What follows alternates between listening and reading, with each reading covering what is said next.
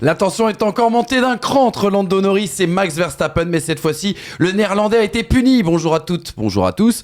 Bienvenue pour ce débrief du 20e Grand Prix de cette saison. C'était le Grand Prix du Mexique avec notre duo de choc. D'un côté, Brice Germain et de l'autre, le Tom Cruise des pistonnés, l'homme qui saute sur le toit des stades, monsieur Hamza Ramadi. Comment ça va les gars ? Ça va très bien et vous ? Bah, écoute, bien, on peut le dire, tu nous as régalé, tu nous as enchanté, tu nous as fait vibrer. T'as fait une entrée au stade de l'Aune façon Johnny Hallyday, quoi. Je me suis régalé, sache-le. T'as refait mon samedi. Et alors, pour expliquer aux gens qui nous regardent, et qui n'ont pas d'Azone. À la différence de Tom Cruise, lui il avait un casque de chantier. Un casque de Lando Norris, s'il te plaît. soyons précis. Orange comme celui de Lando. T'as pris l'extérieur ou ? J'ai demandé, il y avait casque rouge, orange, j'ai pris orange. Exactement. Pour ceux qui n'ont pas T'avais pas perdu Crash donc. Ouais, c'est ça. C'est juste que moi je sais maîtriser, mais bref. Ça commence. Pour ceux qui n'ont pas la référence, bien sûr, Hamza, t'as commenté un match au stade Auguste Delaune du côté de Reims ce week-end et t'as fait ton entrée en sautant depuis le toit du stade. Sauter, c'est plutôt de la tyrolienne, on va appeler ça de la tyrolienne, mais... Enfin, j'ai entendu ton 1, 2, 3, hop ouais. Ah bah oui, il y avait un petit saut à faire. Non, franchement, c'était top. Expérience top et...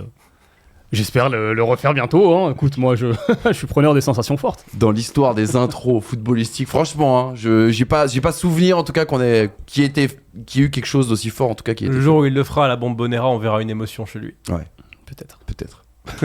Brice, t'étais du côté de Lille, émission publique avec Wina aujourd'hui, ce week-end. Pardon. Ouais, alors week-end beaucoup plus banal. Hein, Oh bah ça va, émission publique, présentation, oui. la foule, l'effervescence. Oui, la Grand Place, le beffroi. non, c'était cool. Il y avait pas mal de monde dans le public. Et puis à un moment donné, je vois un combo qui est assez rare dans le monde des personnalités. Sourcils noirs, tignasse grise. Ah. Demandant mariage. Catastrophe sud-africaine. Euro 2008, tous mes revenus. Et à partir de là, je fais oh purée, nice na. Ah ouais. Et je l'ai vu passer. C'était Raymond Domenech qui regardait l'émission dans le public et qui s'est levé et qui a passé à côté de nous. Je n'écoutais plus Lucas. J'ai vu mais qu'est-ce qu'il fout là ? Incroyable. L'odeur du sang peut-être. Parce que souvent quand il y a les pistonnés pour les positions, souvent l'odeur du sang. Ouais. Bah, qu'il a attiré quoi. C'est quand même le plus gros joueur de poker. Selon lui, ce sont les journalistes qui sont attirés par l'odeur du sang. Mais oui, mais maintenant il avait passé de l'autre côté du bar, tu sais. C'est pour ça que ça pue. Mais en tout cas, ravi Raymond de vous compter parmi nos viewers. Enfin, peut-être juste le temps d'une émission sur il a vu des choses. Il le fait très très bien.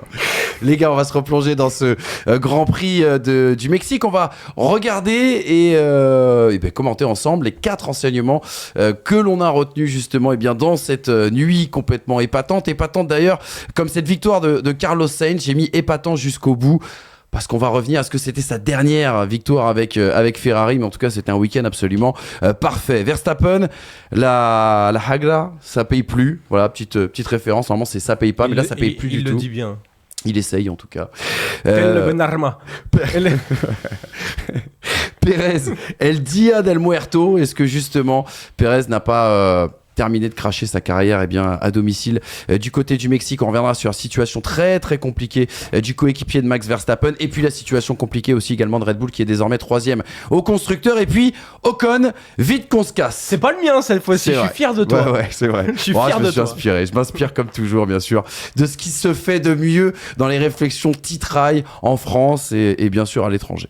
Rien que ça, toujours rien que ça. On doit passer par la validation de Brice Germain. Oui, maintenant, bah oui. Les médias du bout. C'est l'auteur que tout le monde s'arrache. C'est vrai. C'est vrai, pour le coup, c'est D'ailleurs, vrai. fois, j'ai tellement de notifications là, c'est pouf. Non mais c'est voilà, vrai. rien du tout. Il faut dire ce qui est. Les gars, il nous reste un peu de jus. Ça tombe bien. On a 1 heure d'émission et peut-être un peu plus si affinité. On lance tout de suite un petit jingle et puis on se replonge justement dans ce Grand Prix du Mexique. 2 secondes, tu viens quand même d'annoncer qu'on allait dépasser. Non, mais surtout là où on voit le courage de Manu, c'est qu'il le dit au moment où Polo vient de sortir, oui. Tu vois. C'est ça qui est fort. On peut se permettre. Alors que juste avant l'émission, Polo il est venu dire les gars, pas plus d'1 heure. C'est bon, pas plus d'1 heure. Ouais, t'inquiète. Pas de souci. Hop. 1 heure et plus si affinité. La porte qui se claque, on est là pour 2 heures les amis, on va se régaler. On se replonge dans les résultats de ce Grand Prix du Mexique avec donc la deuxième victoire cette saison de Carlos Sainz, une Ferrari qui refait le coup on va dire de Austin juste devant Lando Norris, Charles Leclerc 3e, les deux Mercedes au 4e et 5e place mais qui étaient dans un autre monde, qu'on retrouvait d'ailleurs leur no man's land. Verstappen par 2 fois pénalisé, on va y revenir, 6e, Magnussen, Hülkenberg 7e et 9e, les deux As dans le top 10, Piastri à la 8e place et puis un Français, Cocorico, Oura, une Alpine a marqué un point ce week-end, mais on n'en parlera pas dans cette émission, ou peu. Voilà, ça on est transparent avec vous. On attaque tout de suite le premier enseignement les gars. Carlos Sainz, j'ai mis épatant jusqu'au bout. Deuxième victoire cette saison, après bien sûr son succès du côté de l'Australie. Il a dominé Charles Leclerc tout au long du week-end. Il a été taille patron en qualification, assez impressionnant, notamment dans la gestion du dernier virage et du 3e secteur. Lui qui a été piégé, on va le dire, au départ par Max Verstappen au premier virage, qui a été magistral à la relance parce que on se plaint souvent de ces pilotes justement qui manquent un petit peu d'assurance, de fermeté dans les moves face à Max Verstappen. Lui, il a montré en tout cas beaucoup d'autorité. La question, est-ce que c'est son dernier triomphe avec Ferrari? Un dernier triomphe quand même en hispanophonie, c'est important aussi parce qu'on l'a vu hier, ça comptait dans ses réactions d'après-course. Et puis, puisque vous aviez insisté sur les erreurs de Lando Norris à Singapour, il faut quand même parler de l'erreur de Charles Leclerc qui ne coûte pas trop de points à Ferrari, qui reprend la 2e place avec 25 points d'avance sur Red Bull. Les gars, Carlos Sainz, j'ai mis épatant jusqu'au bout parce qu'on avait beaucoup commenté son arrivée chez Ferrari. Et j'ai l'impression que course après course, saison après saison, on le voit monter en puissance. Et que ce week-end, quelque part, il a été encore un peu plus épatant que sur les épisodes précédents. Déjà, on se disait en début de saison qu'il était extrêmement fort, qu'il allait être vraiment un gros caillou dans la chaussure de Charles Leclerc, quitte à peut-être entacher la confiance de Charles Leclerc vis-à-vis de l'arrivée de Lewis Hamilton en ne dominant pas son coéquipier. Bon, au final, effectivement, Carlos Sainz a quelques irrégularités quand même sur la saison et puis il fait quand même face à Charles Leclerc, faut pas non plus déconner. Par contre, ce week-end, et je me souviens d'une déclaration qu'il avait faite à Austin en 2022, au moment où justement il y a accrochage avec Russell au départ. Il avait dit, vous savez, dans mes meilleurs jours, je suis meilleur que tout le monde. Et j'avais répondu à ce moment-là, je suis pas sûr qu'il soit très souvent dans ses meilleurs jours. Je continue de penser qu'effectivement, c'est un pilote qui, à mon avis, quand t'alignes tout, il est compliqué à aller chercher. Et pour la première fois, parce qu'il y a pas mal de victoires qui souffrent de quelques circonstances, tu vois. Que ce soit 2022, la première à Silverstone, ouais. Même l'Australie, c'est Max Verstappen qui abandonne avec quelque chose dans son écope de frein. Singapour, c'est autre chose. On pouvait vraiment pas dépasser pour le coup. Et de la vraie gestion, pour le coup, de l'intelligence de course. Mais en rythme de course. Carlos Sainz, c'était pas forcément supérieur. De vendredi matin à dimanche soir, Carlos Sainz a dominé le week-end. Il y a eu quelques moments où effectivement Red Bull et McLaren se sont montrés en qualification. Mais quand on sait qu'en qualification, la SF24 n'est pas la plus rapide, qui va chercher 2 dixièmes sur Max Verstappen, 3,5 sur son coéquipier, et que sur toute la course, il n'y a personne qui lui tient la dragée haute, je dis bien personne, son coéquipier n'est pas là parce que les circuits où il y a moins de grip, en début de carrière c'était un petit peu son dada, maintenant ça l'est beaucoup moins, maintenant qu'il a pris confiance, notamment sur les limites de sa monoplace. Lando Norris, qui avait quand même, je pense, la meilleure voiture avec la Ferrari, mais la meilleure voiture de ce week-end, n'a pas réussi à la rattraper. Max Verstappen n'était pas là parce qu'une Red Bull totalement aux fraises, et au final, lui, il a assommé un rythme tel qu'on attend d'un leader sans aucune erreur pour le coup et avec des qualifications remarquables. Enfin, il est allé battre Charles Leclerc dans l'exercice qui est le sien d'habitude, à savoir la qualification. Ce week-end est taille patron et c'est à mon sens le week-end le plus plein, complet, qui n'est pas politique cette fois-ci comme avait pu l'être par exemple Singapour, mais un week-end de rythme complet qui vient asseoir Carlos Sainz en un vainqueur ultra fort de ce Grand Prix du Mexique, à mon sens. Hamza, c'est le week-end qui t'a le plus épaté ou convaincu de la part de Carlos Sainz? Indiscutablement, l'un de ses meilleurs week-ends, ouais, clairement. Maintenant, attention de ne pas réécrire quand même l'histoire de sa saison, parce que c'est vrai qu'il débute très fort la saison, qu'il la termine aussi très fort. Il y a eu des moments de creux en milieu de saison, alors était-ce consécutif? à l'incompréhension dans le développement de la monoplace, parce qu'il y a eu des difficultés à ce moment-là chez Ferrari, ou de son côté une difficulté d'adaptation à ce nouveau matériel, aux évolutions, etc. Maintenant, si on reste uniquement sur le Mexique, j'ai pas grand-chose à ajouter sur le propos de Brice. Effectivement, il fait un gros week-end, il domine. Ça a été, je trouve qu'il construit quand même une partie de sa victoire sur le premier relais en médium, où il réussit quand même à accroître une avance assez facilement, je trouve. Il profite aussi de ce qui s'est passé entre Norris et Verstappen qui ralentit aussi Lando Norris, donc bon, ça on en parlera tout à l'heure, mais ouais, honnêtement, j'ai pas grand-chose, je retiens pas grand-chose de ce week-end parce qu'il est très bon en fait. Exactement. Et moi, je retiens quand même l'attaque. Parce que oui, il a d'ores et déjà plus de rythme. Et au final, avoir dépassé Max Verstappen sur ce GP, c'est pas forcément la chose la plus difficile qu'il ait eu à faire. Quand on voit le rythme développé par la Red Bull, on sait que Max Verstappen termine à 1 minute. Il a pris 20 secondes de pénalité, certes, mais il termine à 1 minute. Donc en soi, il y a 40 secondes qui s'en vont. Un monde. Sachant que ces 40 secondes-là, il en a perdu peut-être une dizaine à se battre pour remonter. Mais derrière, il a été dans un no man's land. Il avait le clean air, Max Verstappen. Donc il faut bien se dire quand même que c'était pas le plus dur à aller chercher sur ce week-end-là. Néanmoins, la manière dont il l'a fait... Et plusieurs fois, Carlos Sainz disait à la radio, notamment avec Charles Leclerc, il n'y a pas besoin de pousser autant. Donc potentiellement, Sainz avait aussi du rythme encore à aller chercher sous le pied, quoi. Et la manœuvre qu'il fait sur Max Verstappen, elle est en surprise, parce qu'il réussit à attaquer Max Verstappen à l'intérieur. Dans les limites de piste. Il réussit à l'attaquer à l'intérieur. Si tu arrives à attaquer Verstappen à l'intérieur, c'est que Verstappen ne s'attend pas à ce que tu passes. Parce que sinon, il défend l'intérieur. Et c'est ce qu'il fait du coup maintenant tout le temps. Il défend toujours l'intérieur parce que dans tous les cas, il se dit qu'à l'extérieur, c'est lui qui a la maîtrise de se faire dépasser ou non. Alors, là, il l'a surpris. Ça a mis un petit vent d'air frais quand même, comme quoi on peut être agressif. Il l'a été au bon moment, c'est passé nickel. Et à partir de là, personne, encore une fois, n'a été capable de le matcher. Il y avait un move à faire. Il l'a fait. Et derrière, il a déployé son rythme. Comme tu le dis, Hamza, il a déployé le rythme en médium pour être à l'abri de tout, qui pouvait permettre à Ferrari de s'arrêter avant pour Leclerc pour protéger sur Lando Norris, puisque du coup il avait assez d'avance Carlos Sainz, et derrière maîtriser les hards pour arriver en maître de cette course. Et ce qui est important aussi, c'est que c'est quelque chose qui est difficilement, je trouve, perceptible pour nous, mais je l'ai ressenti hier. Tu sens en fait un pilote qui a une totale confiance dans sa voiture. Tu sais, une osmose, tu sais ce qu'on disait la saison dernière avec Verstappen et Red Bull. Mais qu'il n'allait pas faire une erreur, tu vois. Ce qui s'est passé avec Charles Leclerc, bon ça c'est autre chose, on en reparlera tout à l'heure, mais c'est vrai qu'à aucun moment je me suis dit il y a potentiellement un moment où ça peut craquer, ou la gestion des pneumatiques, ou toutes les excuses que l'on peut trouver, ou toutes les potentielles alertes que l'on peut trouver à un pilote qui est en tête, solide leader d'une course.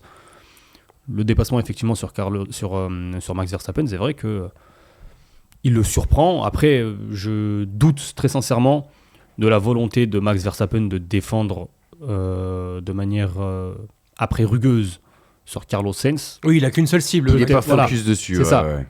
Je ne sais pas si à ce moment-là, Carlos Sainz n'est pas aussi facilité parce que Verstappen sait que de toute façon, j'ai un pilote qui est beaucoup plus rapide que moi. Et à part perdre du temps et potentiellement détruire mes pneus, je n'ai rien à gagner. Donc, accessoirement, c'est peut-être perdre le moins de temps sur Lando Norris, tout en sachant que l'inévitable, c'est que Sainz passe. Donc, autant faciliter, entre guillemets, je sais pas. Faudrait lui poser la question à Verstappen.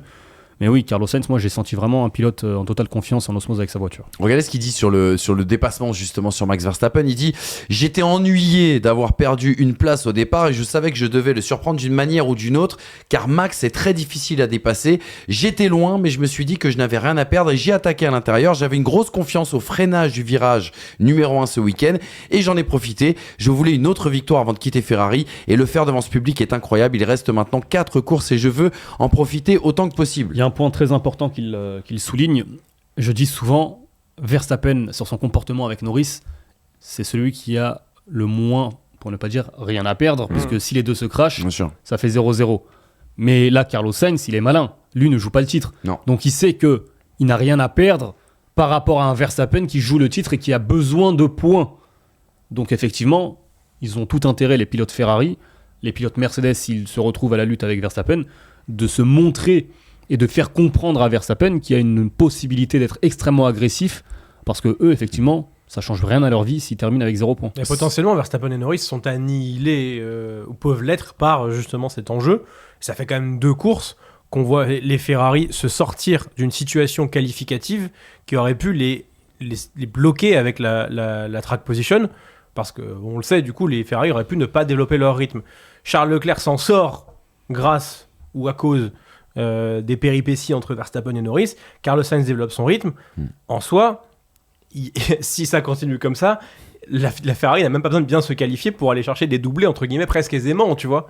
Tu disais hier quand on regardait la course, on échangeait un petit peu par message, tu disais est-ce que ça commence pas à ressembler à un scénario 2007, tout ça. Je sais que tu disais avec beaucoup de, pas forcément de manière premier degré, mais... Bah, je parlais italien à ce moment-là, quoi. J'avais plus vraiment mon objectivité. Mais, non, mais c'est vrai qu'on en fait. peut trouver des similitudes. C'est pas on peut trouver des similitudes. Tu prends un Qatar ou un Las Vegas, Norris Verstappen out au premier virage, Charles Leclerc vainqueur, c'est plus du tout. Le 25-0 que j'évoque depuis des mois sur Verstappen Norris, c'est encore plus indispensable pour Leclerc. Mais oui, mais quand tu vois la ce qui forme se passe du à l'heure moment fait actuelle, que tu ne peux pas totalement l'exclure. En fait, il y a eu un accrochage en Autriche entre Verstappen et Norris. Là, ça fait 2 grands prix de suite qu'il y a situation litigieuse. On se souvient en 2021. Il y avait eu un peu Imola, la il y avait escalade. eu un peu il y a Silverstone, Monza, c'était disparate. Et puis après, et arrivé Brésil, Arabie, c'était tout le temps.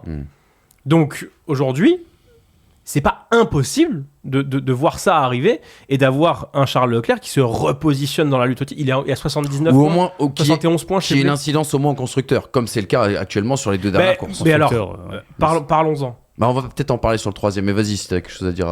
Moi je parle de Ferrari pour le coup. Ouais, bien sûr. Au vu de comment les courses se passent actuellement, je vois difficilement comment Ferrari ne pourrait pas lutter. Dans le sens où je suis même pas sûr que Ferrari à l'heure actuelle ait besoin d'avoir la meilleure monoplace à chaque Grand Prix pour finir championne du monde.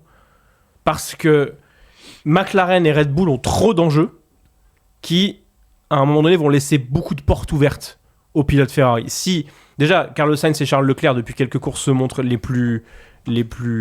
Alors, les gens n'aiment pas qu'on dise consistant, mais qu'est-ce que vous voulez dire ? On veut pas dire constant, c'est pas ça qu'on veut dire. C'est plein. Ouais, complètement. C'est... Solide. Oui, mais c'est un duo qui, depuis un minimum 2 courses, avance ensemble. Oh, c'est 96 points en 2 courses. Hein. Il y avait une sprint, certes, mais c'est 96 points, 41 et 50... non. Ça. Ah oui, avec les sprints, c'est toujours... Oui, c'est ça. 55 points et 41 points, c'est ça. Ce qui n'était pas forcément le cas avant.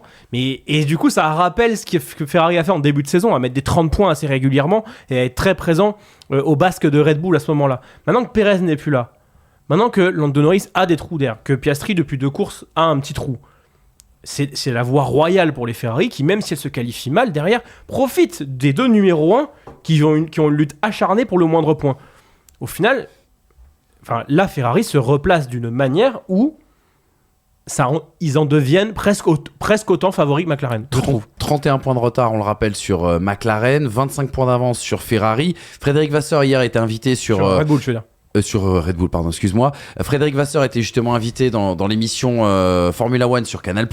Alors, ne lui parlez pas de titre. Tout au long du week-end, sur tous les médias internationaux et français ou francophones, il a dit « Arrêtez de me parler de titre, ça c'est votre truc, etc. Moi, je suis concentré, course après course, patati patata. » Les éléments de langage ont même été répercutés dans les réactions de Charles Leclerc et Carlos Sainz. Regardez ce qu'il dit concernant le reste. C'est un très bon week-end, on est 1er et 3e, on reprend pas mal de points à nos concurrents.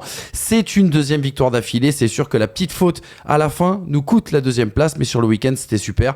La performance était là du début à la fin. On fait la pole, le meilleur tour, on ne peut pas se plaindre. Carlos a fait un super week-end du début à la fin.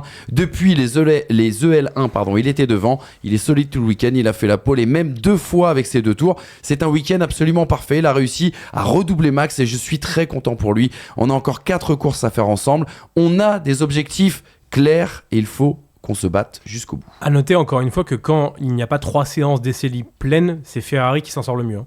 C'est preuve de l'exécution et du travail de préparation. Ce qui n'a pas été le cas par le passé.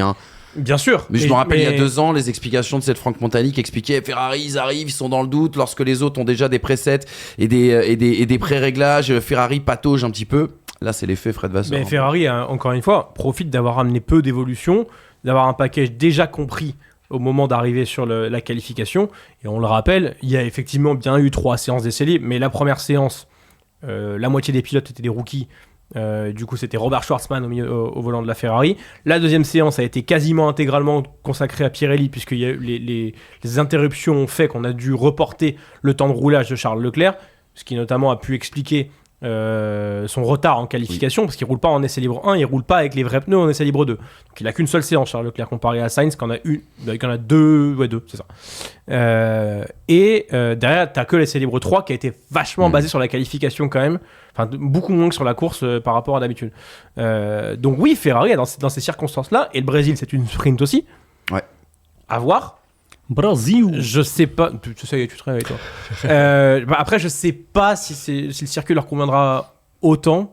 On sait que dans les virages lents, ça leur va, mais dans les rapides, McLaren devrait être là quand même. Mais on verra. Exactement. Les gars, on a tout traité dans ce premier enseignement. Je sais pas. Moi, je trouve que je vous ai pas entendu sur la faute sur la faute de Leclerc. Ah, Puisqu'on aime bien dans cette émission trouver la en petite fait, bête, à juste titre. Les gens vont se dire que moi personnellement j'ai pas du tout aimé les fautes qu'a fait Lando Norris à Singapour par exemple. Et la diff quand même, c'est qu'il y en a un qui est sous pression, pas l'autre. Ça ressemblerait plus à une faute Russell Singapour 2023 à la rigueur. Bon, la diff déjà c'est qu'il la récupère. Oui, miraculeusement. D'ailleurs, bravo à lui. Ouais. Et avec un train de pneus complètement mort dans un endroit où Parce que Norris, sur son premier relais, on va pas refaire le Singapour, mais sur son premier relais, les pneus sont neufs. Quand il part au tard. Non, mais c'est. Je dis ça pour vous taquiner, la diff, les gars. La diff, c'est qu'il est tout seul et qu'il a pas besoin de pousser. Voilà. Alors que là, Charles Leclerc doit défendre une P2 à 8 tours de l'arrivée ou 10 tours de l'arrivée, ce qui est quand même pas la même chose. Et je dis ça parce que Charles Leclerc joue le titre, les gars. Ça y est. La mauvaise foi. Mais oui, mais en fait. À mon tour de faire un peu de mauvaise foi. Il fait l'erreur, mais après, moi, c'est un circuit qui, encore une fois, est très sale sur l'extérieur. Je la comprends, l'erreur, même si je me dis, effectivement, je m'attendais pas à ce qu'il la fasse. Oui, il y a une erreur. Il y a une erreur, c'est pas ouf. En fait, c'est marrant parce qu'en fait, il aurait perdu quand même la place, je pense. Ouais, c'est pas faux parce que le rythme de Norris est au-dessus. Norris était au DRS. En fait, il l'a rattrapé. En fait, c'est assez marrant. Je blague depuis tout à l'heure là-dessus parce que quand tu vois la manière avec laquelle il la rattrape et la manière avec laquelle il ne se met pas dans le mur, t'en oublies presque la faute en fait. C'est assez bizarre comme sentiment. Oui, d'autant qu'en plus, à l'inverse de Carlos Sainz, tu l'as senti sur des œufs tout le week-end, Charles Leclerc. Carlos Sainz, tu te dis à aucun moment il va la mettre dans le mur, dans les rapides. La voiture elle est posée, machin. Quand il prend le virage 1, virage 2, elle saute sur les vibreurs. C'est du parcours cette F24 avec Carlos Sainz. Avec Charles Leclerc, il n'y a pas un moment où il n'y a pas une correction. T'as senti quand même qu'il était moins à l'aise sur ce week-end. Et du coup, dans la lutte comme ça, avec des pneus hard qui sont vieux, avec un Lando Norris qui est en train de revenir, parce que on le sait, la capacité de cette McLaren quand même, notamment sur les pneumatiques hard, c'est qu'en fin de relais, elle devient cannibale cette monoplace. Tu l'oublies toute la course et sur la fin de relais, d'ailleurs Norris avait fait ça à Max sur les médiums à Zandvoort, tu l'oublies, il reste à 3-4 secondes et à un moment donné en fait il te grappille et tu ne peux plus rien faire parce que tu n'as plus le capital et lui il a encore le sien. Et à partir de là, je comprends que du coup il a fallu hausser les rythmes. D'ailleurs à ce moment-là Charles Leclerc revenait sur Carlos Sainz jusqu'au moment des retardataires. Et il y a cette petite faute, mais encore une fois, pour moi, elle n'a pas de conséquences. Elle indique juste que oui, il n'était pas à l'aise ce week-end. Mais tout le week-end, il n'a pas été à l'aise.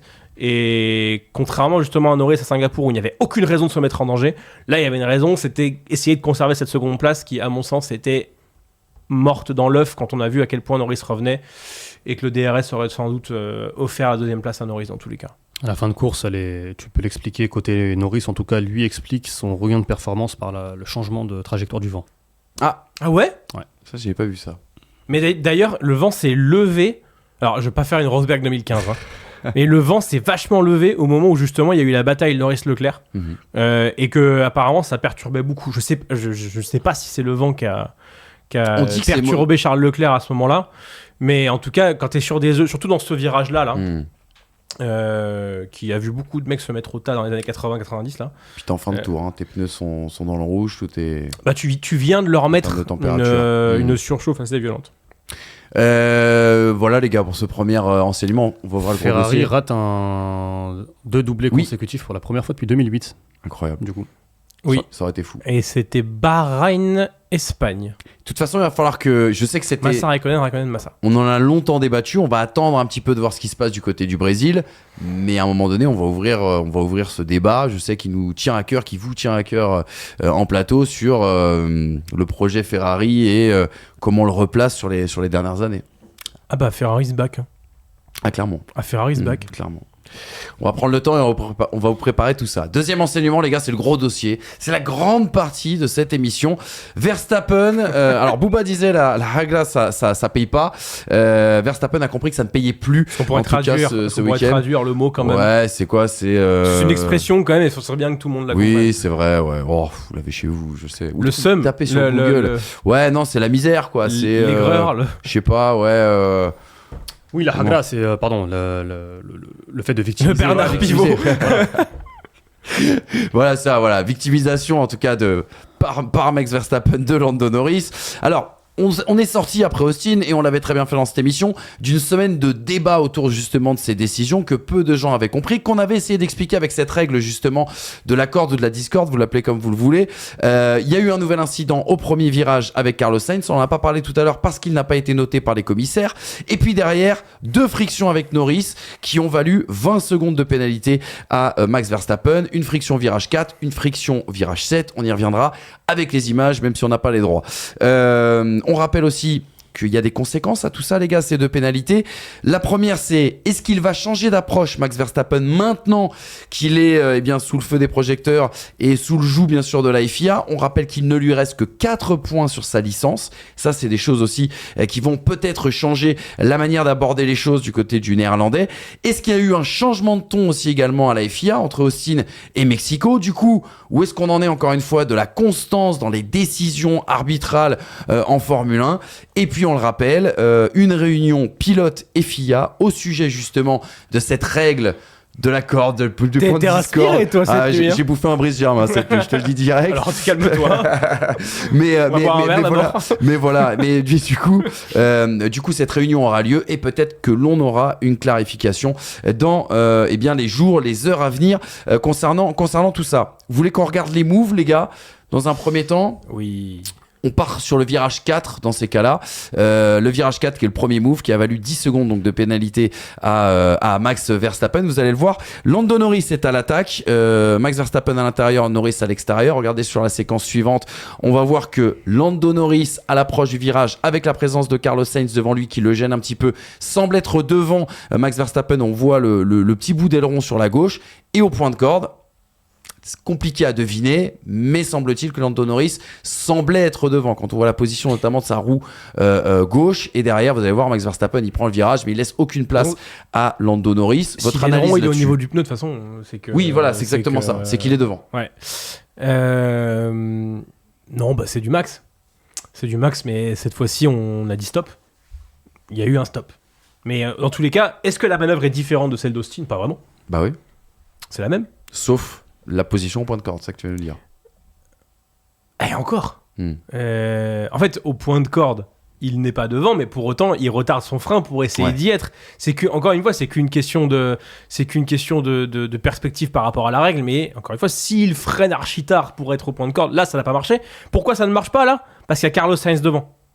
Si il n'y a pas Carlos Sainz devant, peut-être qu'il peut l'emmener encore plus loin et être devant au point de corde. Mais là, Max Verstappen, et je vous invite à regarder les replays, il est à 2 doigts d'empaler Carlos Sainz en faisant ça, alors qu'il est évidemment à perpète pour tenter quoi que ce soit.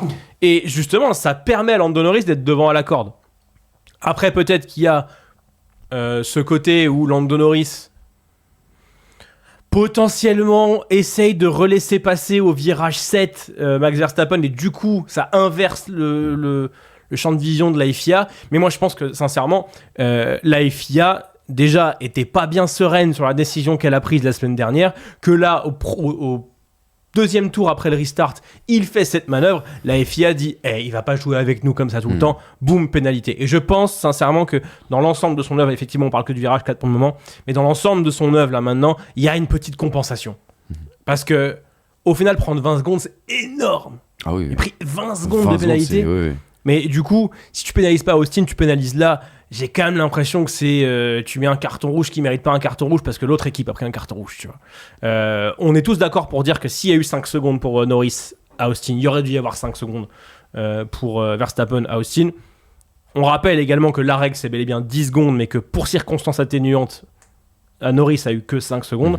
Là, on estime qu'il n'y a pas de circonstances atténuantes. Max Verstappen prend les 10 secondes et Norris est absolument pas dans l'enquête. Ce que je veux dire par là, c'est qu'il y a zéro constance entre les deux. Mais j'ai quand même le sentiment que la FIA a voulu revenir sur un esprit qui avait été mal compris et a voulu mettre les points sur les i en disant « Stop Max, tu arrêtes ».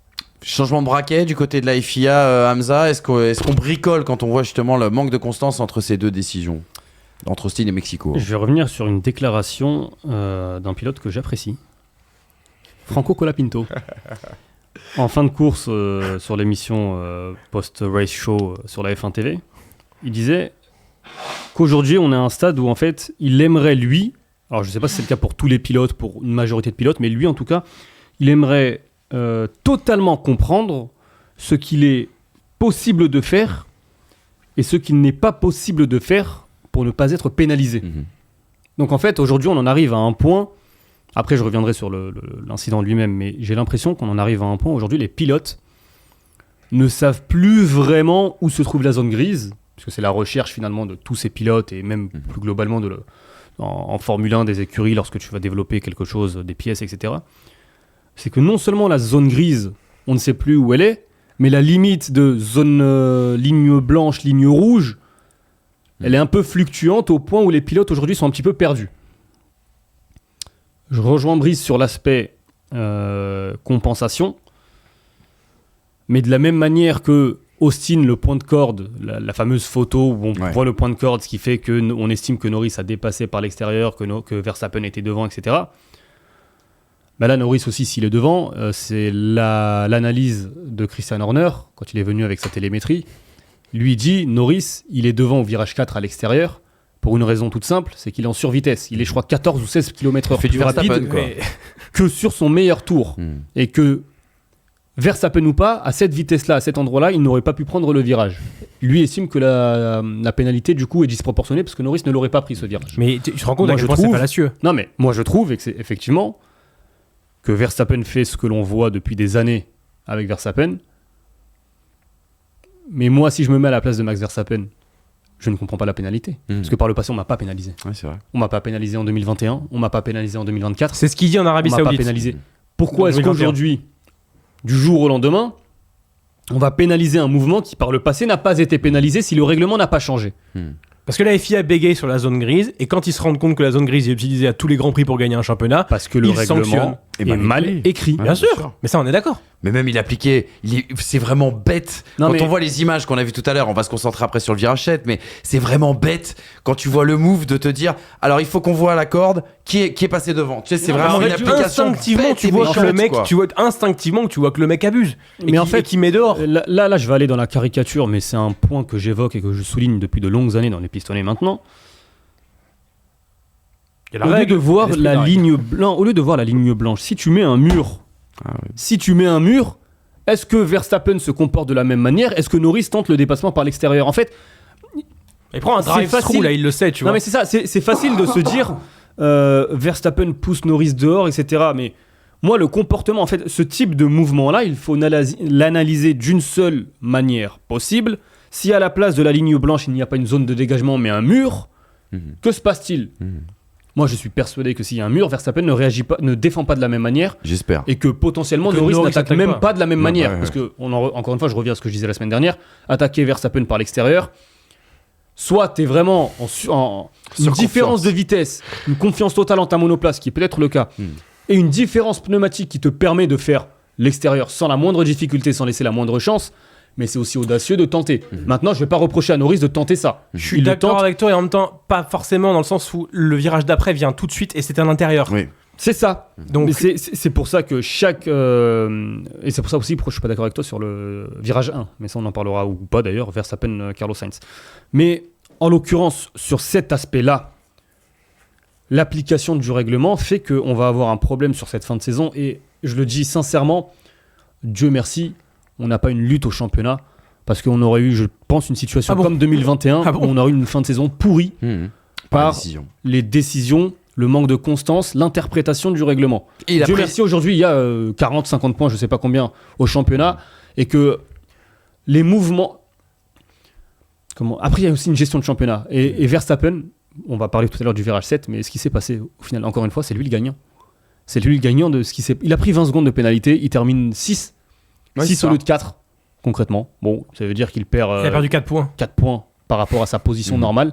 Mais de l'autre Non, côté, il était 2 à ce moment-là. Enfin, il les Non, aurait mais à la certainement- régulière, il les aurait certainement à la perdus, mais régulière, on ne sait Leclerc- pas, il était 2. à la régulière, on peut se dire quand même que sur l'ensemble de la course, Ferrari était vraiment devant, donc Leclerc serait potentiellement passé, et qu'à la régulière, Lando Norris, A été empêché de. à un moment, aurait pu tenter sa chance et serait passé, ou par l'affaire des arrêts au stand, aurait tenté quelque chose. Ça a déjà été le cas chez McLaren. Encore une fois, là, il perd 4 points sur une 4e place. Norris, combien de points perd-il sur une 2e place, voire une première place? Exactement.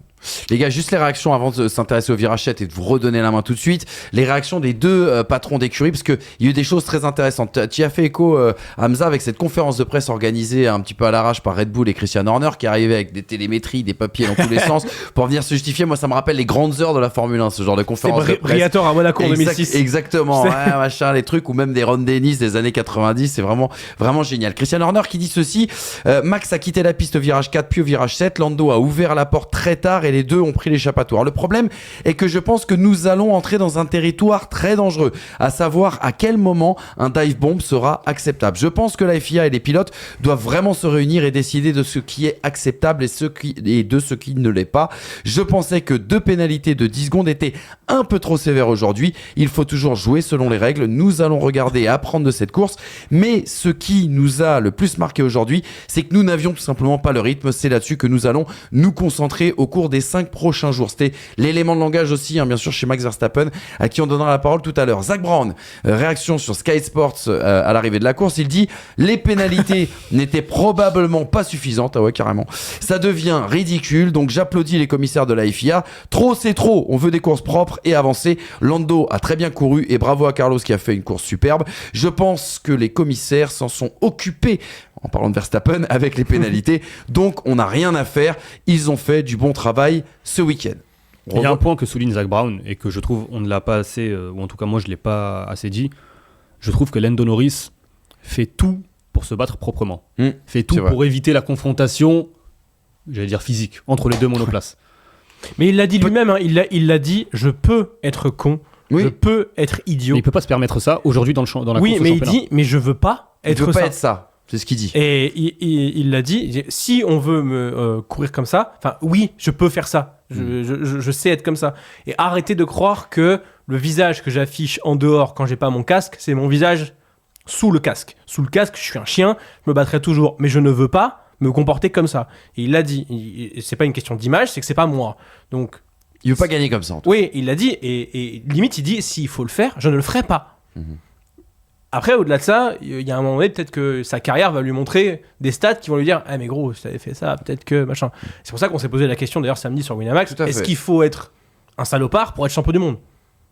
Et au final, on en a un peu arrivé à la conclusion de se dire que quand t'as la voiture dominante, tu n'en as pas forcément besoin, mais que parfois, quand t'as lutte, il y a quand même peu de champions qui n'ont pas à un moment donné fait un petit coup sale pour aller chercher des points. Mais je te parle de ça, Vettel, Weber, Multi-21, et pourtant, Dieu sait que Vettel, c'est quand même un gars où tu te dis que c'est le bon gars à la base, mais il a fallu montrer les crocs un peu plus à un moment donné. Michael Schumacher l'a fait combien de fois? Hamilton l'a fait dès 2007 avec Fernando Alonso.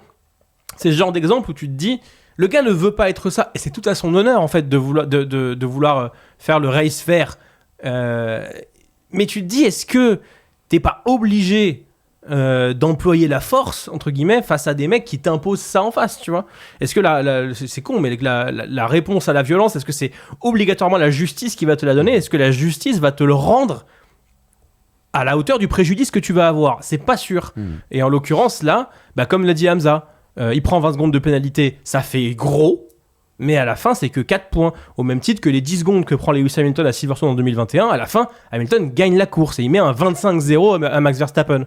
Est-ce que la décision de justice rend la justice de la manœuvre? Pas forcément. Donc du coup, quand il dit est-ce que Lando Norris veut être comme ça, moi je suis d'accord avec Hamza en me disant on n'a rien à lui reprocher, il veut faire la course proprement.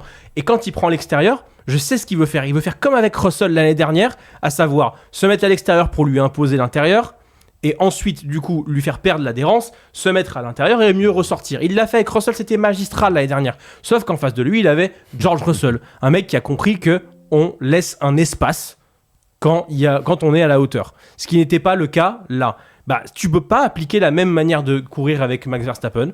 Charles Leclerc te le dit, tu ne cours pas de la même manière. Lewis Hamilton, tout le monde te le dit, tu ne défends pas ni n'attaques pas de la même manière avec Max Verstappen. Problème, Lando Norris se bat contre Max Verstappen au championnat. On disait quoi en 2021 sur le comportement de Verstappen? Le règne par la terreur. Oui, mais Exactement. de toute façon, Bien sûr, bien sûr. mais- Bon, voilà. et là, il Ça a fait partie fallu- de l'approche psychologique, bien sûr, et mentale, justement, dans un duel avec Mais il a là, gagné. il a À fait- partir du moment où les Complètement. autres pilotes se disent Complètement. face à lui, je ne C'est vais pas différent. piloter de la même manière Tout à que fait. face à tous les autres, c'est qu'il a gagné. Et il a fallu que la maman chat arrive pour le prendre par le cou. Ok, c'est bon. J'arrête mes conneries. Et la preuve, c'est que... Qui j'arrête? Max. Ah, il je a- suis non, pas mais, sûr. non, mais On va, tu vois, je vais en- Oh, je suis pas quand sûr. je dis, non mais quand je dis j'arrête, c'est que genre il a pris 20 secondes. Je suis désolé, mais sa réaction à la radio, il sait parfaitement. Ah, il a pas trop contesté, en Mais vrai, que justement, ça soit dans il la conteste. voiture ou après, à l'arrivée. Il conteste rien du tout. complètement. Il fait This is silly à un moment donné. Quand Max Verstappen prend 2 fois 10 secondes et que Lambiadze lui annonce et qu'il dit avec une voix calme This is silly, c'est que il sait. Il a joué avec les limites. Pertinemment. Il a joué avec les limites, il a joué avec le feu, il s'est brûlé, entre guillemets, et ça part du point. Ah, mais Enfin, c'est, ça fait partie de.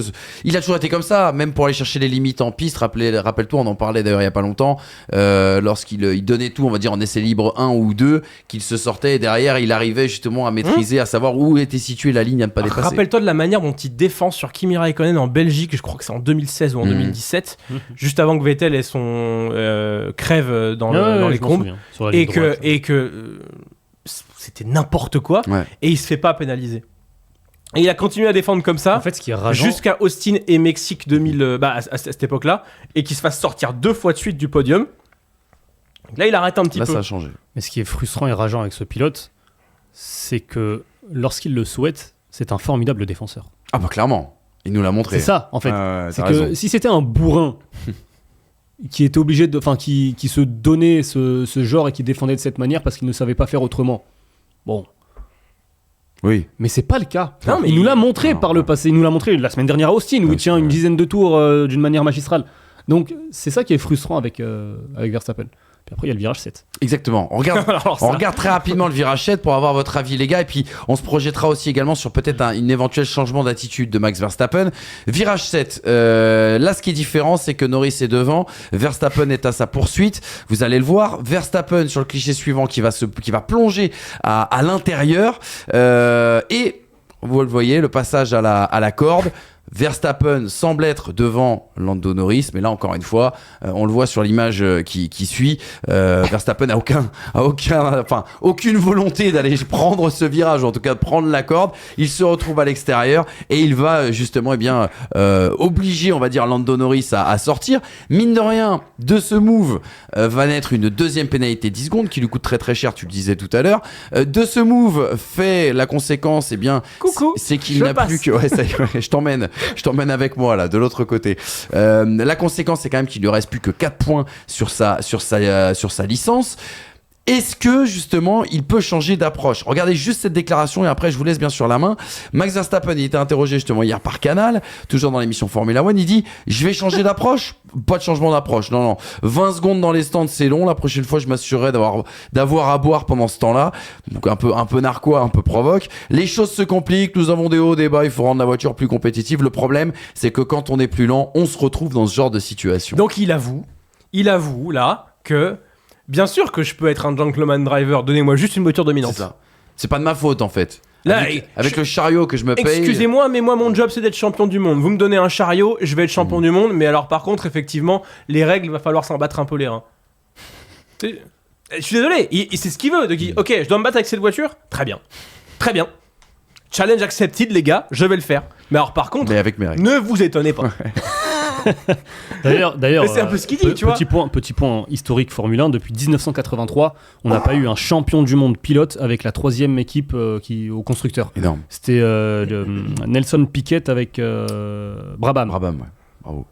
Alors là, Bravo. Et Il m'a ça, scié. non, mais mais il faut ouais. se rendre compte quand même que ça lui c'est fait une du bien performance. l'air de Reims. Mais les Pour gars, l'instant. Mais après, pour revenir sur la tyrolienne. pour revenir sur ce virage 7, moi j'ai une vraie tu sais que encore aujourd'hui j'ai pas d'avis tranché parce que hier je comprenais pas le comportement. Moi à la base je pensais sincèrement que Lando Norris voulait juste laisser repasser Max Verstappen parce qu'il l'avait passé hors piste après ce qui s'était passé au virage 4. Donc je me dis mais attends, mais pourquoi est-ce qu'il va le laisser passer ici? C'est offrir une chance à Verstappen de faire n'importe quoi. Ah, clairement. Et puis après je me dis attends, peut-être que Norris a voulu être plus malin, sauf qu'il a perdu. En l'occurrence, je le laisse passer à l'intérieur, sauf que lui aura des difficultés à ressortir de cet enchaînement, et derrière, j'arriverai en survitesse, et tout de suite le passer avant d'arriver au stade. Puis après, je fais non mais attends, mais c'est pas possible. Et en fait, comme personne n'en parle en conférence de presse, j'ai juste l'impression que Verstappen a tenté un dépassement. Non, mais tu le vois. Hein. Et c'est dit à ce moment-là. Mais non, mais parce que dès le début, Norris, en fait, il ne fait que de prendre l'information sur le rétroviseur gauche. Donc je me dis, bah oui, non, mais je me dis parce que il y a le missile qui arrive. J'ai jamais vu de dépassement à cet endroit-là au Mexique. C'est vrai que c'est rare. J'ai jamais vu. T'as raison. Ouais, c'est vrai. Donc, moi, en fait, la prise d'information de Norris avec à chaque fois ce regard figé sur le rétroviseur gauche me fait vraiment penser qu'à ce moment-là, il veut juste laisser passer Verstappen. Oui, en fait, quand je me dis, enfin, quand je vois personne n'en parle, et encore moins Norris, je fais bah non, en fait, c'est juste qu'il a tenté un dépassement inconscient. Enfin, inconscient, non, du coup. Peut-être totalement en totale lucidité et totalement volontaire, en se disant, je vais l'emmener avec moi, il passera pas. Derrière, que je perde une position ou pas avec Charles Leclerc, au championnat, c'est moi qui suis vainqueur. Aujourd'hui, je suis Lando Norris, avec l'avantage monoplace que j'ai. Je sais qu'à un moment donné, je vais encore me retrouver dans une situation à me battre avec Max Verstappen. Et que Max Verstappen ne va pas changer de comportement. Parce que je pense que la FIA n'ira jamais jusqu'à lui mettre une course de suspension dans les 4... sauf s'il y a les points... Oui, non mais d'accord, mais je pense que jamais ça n'arrivera là. Ils ne vont pas tuer le championnat, je pense. D'ailleurs, si tu me parles des 4 points, il en récupère d'ici la fin de saison ? Je suis pas sûr. Non, c'est remise à jour début de saison. C'est remise à jour. Non, c'est remise à jour. T'as raison. Un point, tu récupères si tu perds un point au mois d'avril, avril suivant, tu récupères ce point. C'est ça, en fait, comme avec ton permis de conduire, quoi. Non, écoute, hier c'est Julien Febvreau qui en parle sur l'antenne de Canal, et il semblait dire, en tout cas, que les 4 points, il devrait vivre avec 4 points jusqu'à la fin de la saison. Quand vas-tu perdre les 4 points ? Si tu les perds sur une course sprint, donc au Qatar, du coup pas Brésil, mais au Qatar, c'est pas la même chose aussi. Clairement. Parce qu'à Abu Dhabi, comment tu peux te défendre ? Un défenseur central qui a un carton jaune jusqu'à la fin du match. Mais avec le durcissement, le changement de braquet justement de la FIA, cette histoire des 4 points sur sa licence, là on est d'accord qu'on va avoir un Max Verstappen, semble-t-il, un peu différent dans ses défenses, dans ses attaques sur les prochaines courses. Franchement, je pense pas. Pas face à Norris. Oui. Pas face à Norris. C'est parce qu'encore une fois, il a pas grand-chose... Enfin, il est tellement en position confortable à l'heure actuelle, Max Verstappen, que sincèrement, si jamais à un moment donné il sait qu'il y a une manœuvre qui va l'emmener à un 25-0, il le met dehors. Mais justement, crash, tu vois. Là, il y aura pas de 25-0 potentiellement. C'est que ce que je disais il y a 6 mois sur le fameux hypothétique 25-0 quand McLaren avait une voiture ultra dominante et gagne pas toutes les aujourd'hui. courses, Même si demain on arrivait au cas de figure où Verstappen avait une course de suspension, je suis même pas sûr que Norris s'offre un 25-0. T'as Leclerc, t'as Sainz. Oui, c'est sûr. Et Piastri qui accessoirement va peut-être pas faire non plus que des courses. Donc moi aujourd'hui je sais pas si demain tu as une course de suspension, si c'est un championnat qui est totalement relancé. Là il peut se permettre, si Lando Norris gagne toutes les courses jusqu'à la fin de la saison, Max Verstappen peut se permettre de finir 3ème à chaque course pour asseoir ce titre de champion du monde. Moi limite je serais un peu dans la parano face à Max Verstappen parce que... Oui, t'as raison. Big if. Non, mais si tu veux, moi je serais un peu dans la parano de la part de Max Verstappen parce que on sait que la FIA par le passé a pu influer sur le spectacle en utilisant justement des règlements. On pense à Michael Schumacher 94, on pense forcément à Abu Dhabi 2021. 4 points sur sa licence, ce changement de ton dans la manière avec laquelle on traite justement le cas Max Verstappen, ça peut aller très très vite si jamais il était banni d'une course. C'est quand la dernière fois qu'il a pris des points de suspension, Max Verstappen ? En Autriche ? Même pas avant. Aucune idée. Monza, non oui, si, t'as raison, l'Autriche. Hein. Dire ça arrive pas non plus tous les 4 matins. Hein. Alors, effectivement, il va peut-être pas faire la même manœuvre à tous les Grands Prix et il ne croisera peut-être pas le faire non plus avec Norris à tous les Grands Prix. Après, on sait pas, hein, tu sais, Fernando Alonso a pris 3 poins en Chine pour avoir tenté un dépassement. Donc, mais putain, c'est vrai, j'ai oublié. Mais non, mais enfin là, 4 points d'ailleurs. Mais là, aujourd'hui, Max Verstappen, il lui suffit de suivre l'aileron arrière de Norris, de pas l'attaquer, et c'est bon en fait. Ça passera. Il suffit d'eux. Quand t'as pas la voiture, c'est. Non, mais d'accord, mais en attendant, à l'heure actuelle, là, il se passe une course. Là, c'est entre guillemets la course la plus cata depuis 4-5 courses pour Verstappen. Tu l'as dit toi-même, il perd quoi ? 10 points. 10 points, c'est avec même pas 20 secondes de pénalité. Avec 20 secondes de pénalité. Sinon, il n'aurait perdu que 4. Non, 3. Sinon, il finit 4ème. Oui, donc 15 et 12. Non, il aura fini Norris. deuxième, Ah non, pardon, Norris finit 2, pardon. Ouais. Oui, Oui. donc 6 points. Oui, c'est ça, 6 points. Voilà, C'est il est famélique. tranquille. C'est vraiment S'il finit famélique. la course, Verstappen, a priori, il peut pas finir plus loin que 7ème. On est d'accord. Dans le Logiquement. pire des cas. Ouais, pire scénario. Ouais. Et pire scénario sous-entend que Mercedes. Ouais, je pense Et même Mercedes devant est là. Mercedes. Voilà, hein. Ouais. 7ème. Il met donc, en faisant ça, 6 points par course. Il faudrait que Norris, du coup, finisse plus haut que 3ème à chaque fois. C'est déjà compliqué. Donc, effectivement, Big if. non, mais il est quand même. Non, mais moi, je vois bien pourquoi il est serein, Verstappen. Bien sûr. Il est serein. Par contre. Mais c'est la gestion d'un championnat. Oui, bien sûr. Je reviens juste ce que je veux dire par rapport à Norris. Je suis Norris maintenant.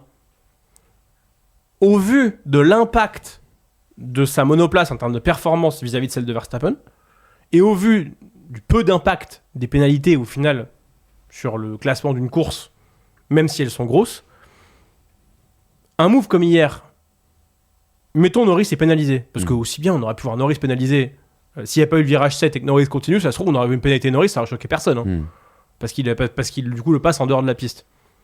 Tu prends une pénalité de 10 secondes avec le rythme qu'a la McLaren, moi je ne laisse pas passer, hein. Je me casse et je prends 10 secondes.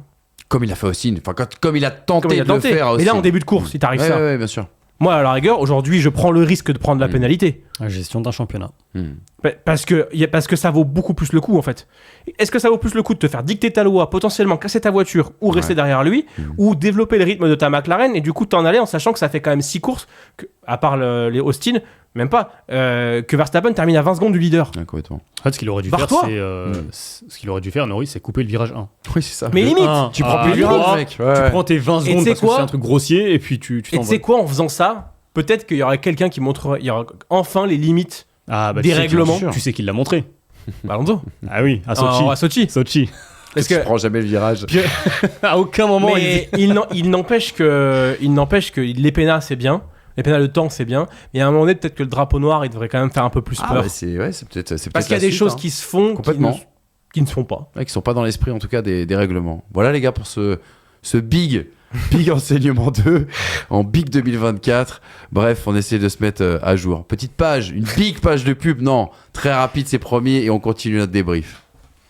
Comme tu le sais, nous sommes soutenus par Winamax, donc viens jouer avec nous sur tes sports préférés. Si tu aimes les courses automobiles et la Formule 1, ça se passe chez les copains de Winamax. En collaboration avec Wina, nous avons cette offre de bienvenue avec le code FT10 et le lien en description. Lors de ton premier dépôt, tu es automatiquement remboursé jusqu'à hauteur de 100 € et on t'ajoute même 10 balles en bonus. Important, le jeu est strictement interdit aux mineurs et peut comporter des risques, donc on ne joue que des sommes que nous sommes prêts à perdre. Voilà pour le mot bien sûr de notre commanditaire Winamax. Je vous rappelle que vous pouvez retrouver l'excellent replay d'une excellente émission justement qui traitait du cas de la gestion émotionnelle entre Norris et Verstappen. Maurice mon fils. Entre Norris et Verstappen. Excellente émission à retrouver bien sûr sur la chaîne YouTube de Winamax. Il y a un sujet dont on n'a absolument pas parlé, c'est le 400e Grand Prix, week-end de Grand Prix pardon, de l'ami Fernando Alonso. Ouais, parce qu'il n'y a pas eu de Grand Prix pour Alonso. Il n'y a pas eu de Grand Prix et l'excellent t-shirt de Hamza Rahmani, je sais que vous l'avez déjà vu depuis une demi-heure, même 50 minutes puisque ça a commencé. Cette émission a commencé il y a quelques minutes. Tu peux nous limiter, Fernando, à ce moment-là? Non, ça c'est toi qui le. C'était où? C'était à Bahreïn, non? Bahreïn. Ouais, Bahreïn, ouais. Sur C'est Ferrari? Hamilton. Alonso Hamilton. Alonso Hamilton. Non, mais... Non, mais toi tu All the time you have to leave the space. Extraordinaire dans le jeu. I don't want to know. On va continuer à parler espagnol les gars, mais on va parler peut-être avec un peu moins de sourire. El Dia del Muerto. Il y a le Dia de los Muertos, c'est pour très très vite et très bientôt bien sûr du côté du Mexique. Le Mexique où eh bien Sergio Pérez a connu bien des difficultés, un week-end absolument catastrophique, mais on va même élargir le prisme les gars à Red Bull. Vous l'avez vu le casque spécial de Sergio Pérez pour le Mexique? Tout pour Kit Kat, dis donc. Voilà, c'est ça. Je voulais juste qu'on commence sur une vanne et qu'après on soit sérieux. Dimanche catastrophique de Red Bull en termes de rythme, en termes de résultats, en termes de points pris. Red Bull qui perd donc sa deuxième place au classement des constructeurs. Pérez lui a sombré. Est-ce que c'était son dernier Grand Prix justement à domicile? Lui qui a été éliminé en Q1, lui qui a été pénalisé de 5 secondes pour ne pas avoir respecté l'emplacement sur la grille, lui qui s'est accroché avec Liam Lawson, qui a pris un petit doigt d'honneur aussi également de la part du pilote qui pourrait le remplacer l'année prochaine. On va tout mettre au conditionnel. Vous allez voir des déclarations assez folles à l'arrivée de cette course. parce que Christian Horner et Helmut Marko semblent être résignés. Il y a un pressing médiatique, une pression mise sur Red Bull qui est quand même assez énorme à l'arrivée de ce Grand Prix du Mexique. Red Bull, je vous le disais, 3e du championnat, 25 points désormais de Ferrari. Et surtout, Carlos Slim, je sais pas si vous avez vu les gars ce week-end, Carlos Slim, le grand commanditaire de Sergio Pérez, l'une des plus grandes fortunes mondiales, le patron de Telmex, groupe de télécommunications, est sorti du silence et l'a dit.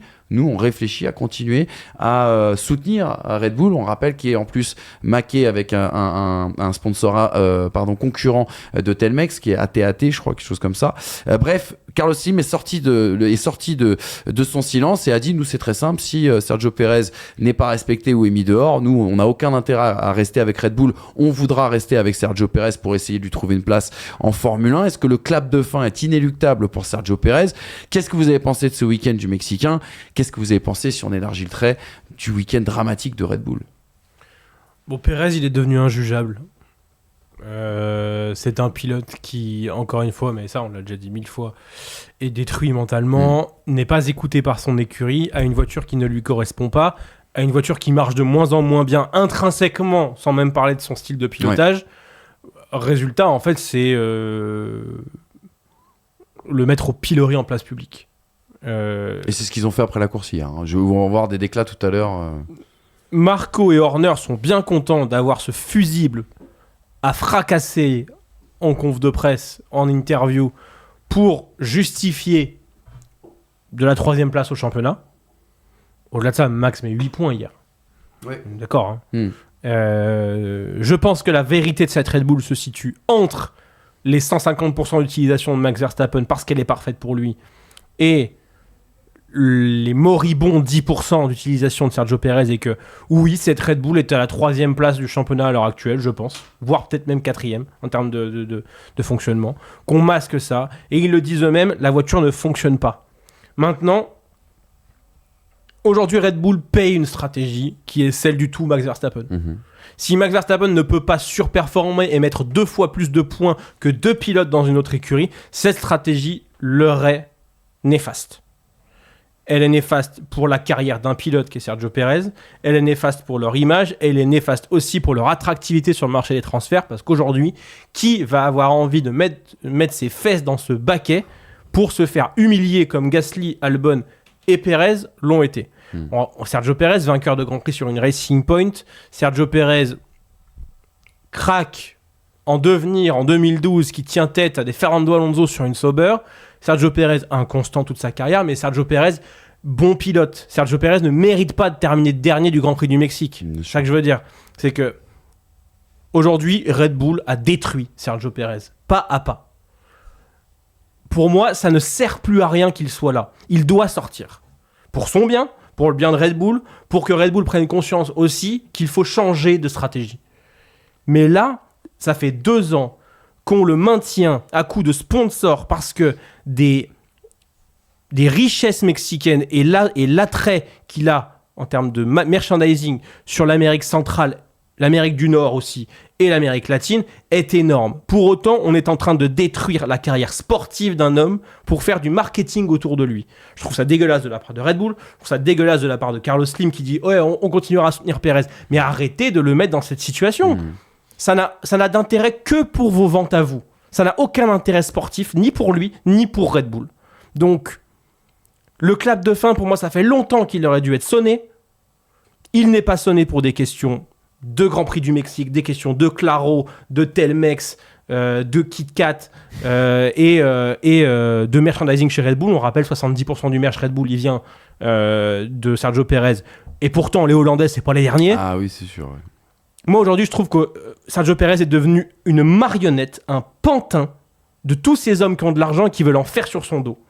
Et je comprends aujourd'hui qu'il soit détruit. Je comprends aujourd'hui qu'il soit nul, parce qu'il est devenu nul. Mais c'est pas son niveau. Et son niveau, il ferait bien d'aller le retrouver dans un championnat beaucoup moins médiatisé, où il serait sponsorisé pareil, et où il va s'amuser. Parce que là, je pense que c'est devenu, alors toute proportion gardée, bien évidemment, au vu de sa vie, c'est devenu un calvaire d'aller sur un week-end de Grand Prix. Et quand je vois le soutien qu'il a par rapport au résultat qu'il a, on y reviendra sur la question. C'est devenu dégueu. C'est devenu dégueu. On y reviendra sur la question du soutien.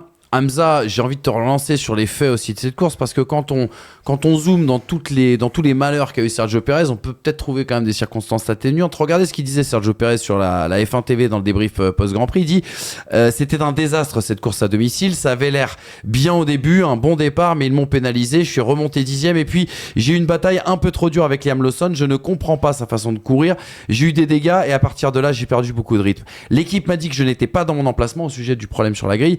L'équipe m'a dit que je n'étais pas dans mon emplacement, je dois faire confiance à la FIA pour ce jugement et j'ai eu 5 secondes de pénalité logiquement.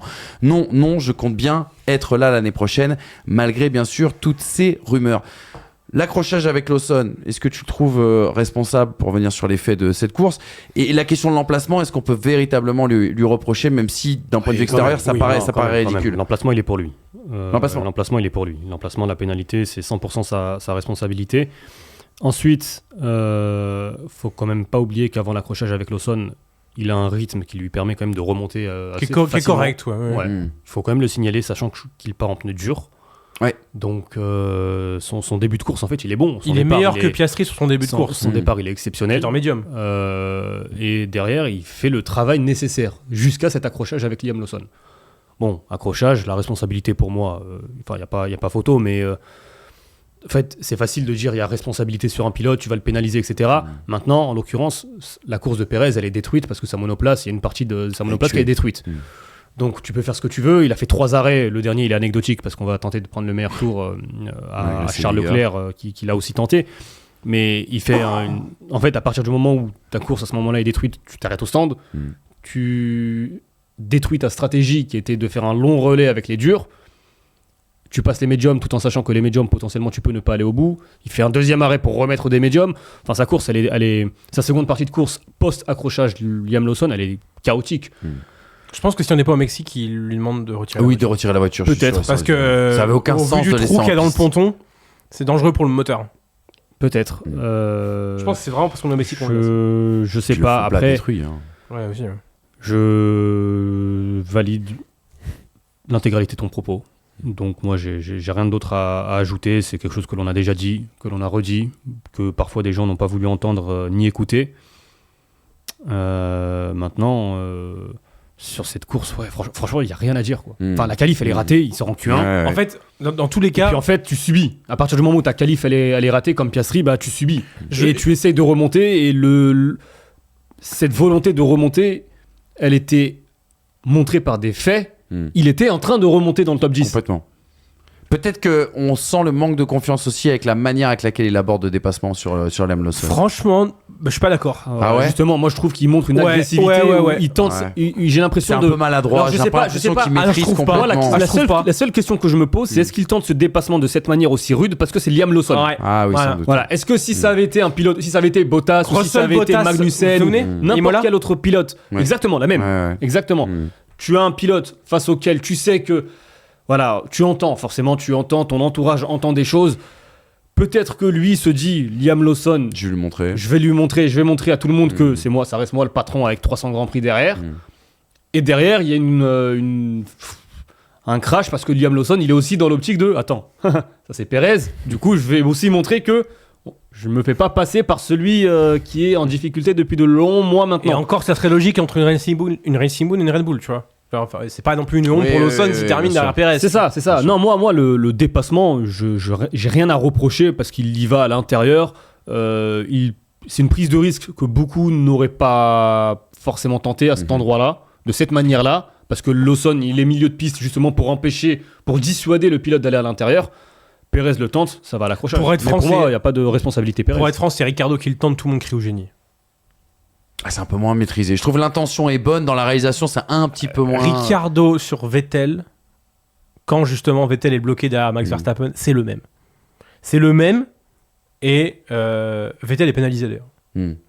C'est celui qui est à l'extérieur qui est pénalisé encore une fois. Mais du coup, contrairement à par exemple Verstappen Norris... Parce qu'il avait changé sur zone de frein, il s'était écarté. Contrairement à Verstappen Norris, Pérez il s'infiltre à l'intérieur, Lawson, Pérez lui relaisse de l'espace. Oui, on n'est pas sur du Verstappen. Non, parce que Lawson peut prendre le virage. Et Lawson peut se mettre à l'intérieur. Derrière, effectivement, il se trouve que la position de Lawson, s'il veut braquer, ça rend le truc impossible. Pour moi, c'est fait de course. Hein. cette histoire. Tu vois une pénale à Lawson, toi? Je sais pas. Qu'est-ce qu'il s'est fait taper sur les doigts? Je sais pas, en tout cas. Non, mais ça, par contre, Il s'est fait taper la sur les tambouille doigts. interne de la multipropriété, Et par Marco tu sais, hein. et par Christian Horner. Strasbourg ne battra jamais Chelsea. Hein. Ça, tu sais pas, mon grand. Bah non, pas le droit. Bah non, la multipropriété, attends. Le Raw Senior Ball est au-dessus de tout ça. Mais non, Hamza est au-dessus de tout ça. Hein. Hamza, oui, il est dans les Je airs. ferai la ref jusqu'à la fin de saison. On va le faire arriver boulevard Sébastopol en parachute à la prochaine distribution des pistonnets. Ah, si Alonso gagne une course, Le club. Ça devrait pas arriver. Oh, preneur. je jure que je le Preneur. paye. Eh ben moi aussi, T'as deux mauvaises semaines. Hein. Si c'est ça, hein, pour moi. j'imagine. Les réactions de Christian Horner, les gars, Helmut Marko, très rapidement pour conclure cet enseignement. Le clap de fin de Sergio Pérez, il se précise. La question, c'est maintenant quand. Christian Horner, il y a cette conférence de presse donc organisée à la hâte pour défendre son chouchou Max Verstappen. Et bien sûr, il y avait les journalistes américains du Sud, du Nord et centraux, qui ont tout de suite questionné Christian Horner sur le cas Sergio Pérez. Regardez ce qu'il répond notamment à Fox Sports. Christian Horner, il dit... Comme j'aime à le dire, la Formule 1 est un business basé sur les résultats. Et quand quelqu'un a de faibles performances, nous devons examiner la situation de manière minutieuse et respectueuse. Parce qu'en tant qu'équipe, on doit s'assurer que les deux voitures marquent des points. C'est l'essence de cette compétition. On essaie de l'aider du mieux qu'on peut et je pense que l'on a fait tout ce qu'on a pu pour Checo. On continuera de le faire au Brésil dans quelques jours, mais il arrive un moment où on ne peut pas en faire plus. Ça peut sentir la fin après Sao Paulo. Moi, j'aimerais bien qu'on écrive un bouquin tous les trois, les gars, Moi, sur j'aimerais le beaucoup. deuxième baquet Red Bull. Sur la Ouais, manière et appeler des Français, des Jean-Éric Vergne, des Sébastien Bourdet, et même à la rigueur dans 10 ans un Sergio Pérez, un Pierre Gasly, pour essayer de comprendre ce qui se passe dans cette écurie. Parce que quand on l'entend dire, on fait tout ce qu'on peut C'est pour lui, hallucinant. nous on a vraiment les échos inverses. Ah ouais. Que Sergio Pérez, quand il dit quelque chose en débrief, c'est limite si on se marre pas quand il parle. Parce que, vas-y, roule. T'as payé, roule. Mais, en fait... C'est toi qui devrais nous payer. Enfin, il paye déjà peut-être. mais c'est ça. Mais, en fait, Christian Horner, c'est facile pour lui d'invoquer cet argument-là maintenant, et il a raison. Mais parce qu'à la fin de saison, la responsabilité de la 3ème place. Elle sera imputée à Pérez. Oui, sauf que, alors qu'elle est sur la monoplace à la Les base. big boss, ils vont aller voir Christian Horner, ils vont pas parler à Pérez, ils vont parler à Christian Horner.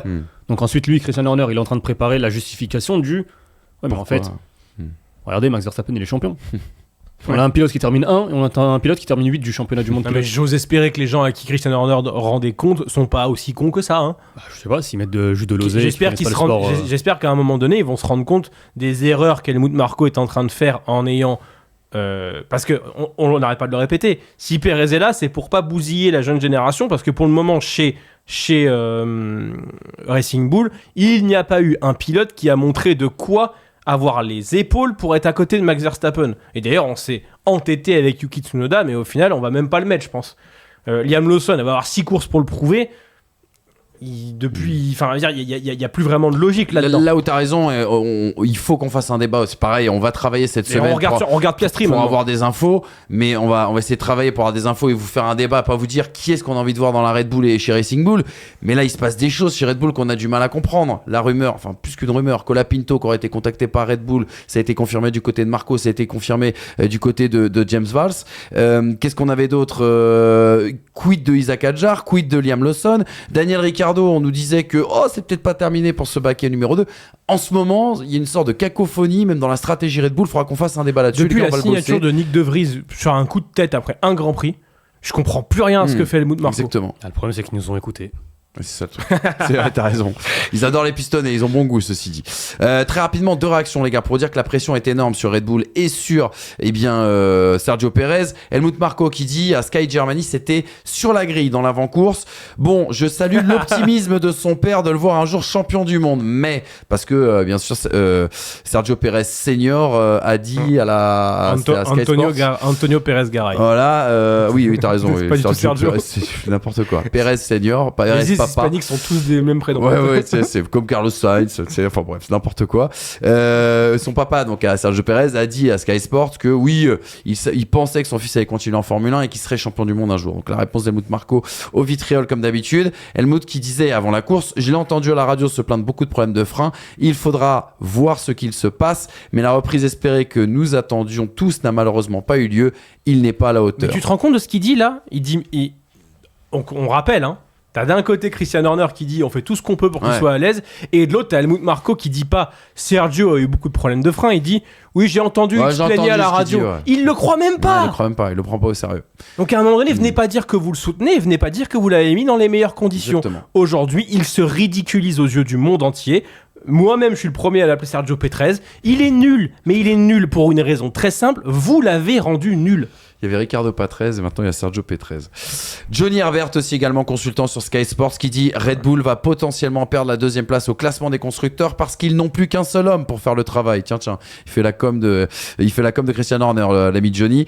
Sergio n'est pas assez performant. Alors, est-ce qu'ils vont le remplacer maintenant ? Je pense que oui. S'ils essaient de conserver cette 2e place au classement des constructeurs, ils doivent le faire le plus tôt possible s'ils veulent y parvenir.